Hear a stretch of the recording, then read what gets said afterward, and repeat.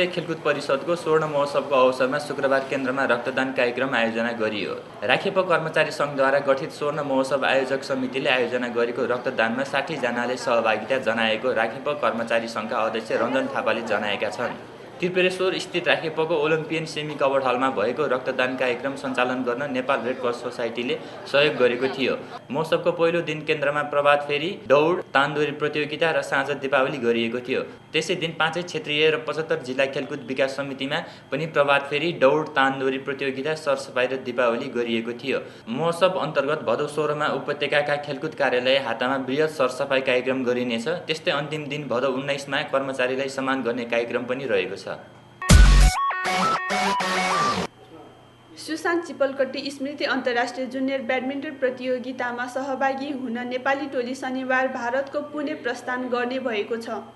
September 4 देखि 8 तारिकसम्म हुने अन्डर 19 उमेर समूहको यस प्रतियोगितामा पुरुषतर्फ दिपेश धामी, विजित थापा मगर, सुमन लिम्बू, सन्तोष खड्का र सावन श्रेष्ठले प्रतिस्पर्धा गर्नेछन्।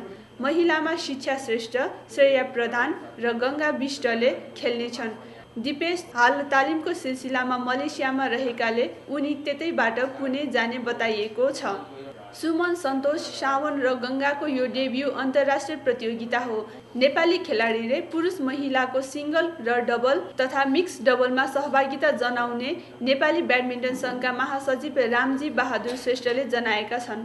टिम प्रशिक्षकमा जयन्त कुमार श्रेष्ठ र समीर बहादुर सिंह रहेका छन्। टोलीलाई सफलताको शुभकामना दिँदै राष्ट्रिय खेलकुद परिषदका सदस्य सचिव युवराज लामाले बिदाई गरे।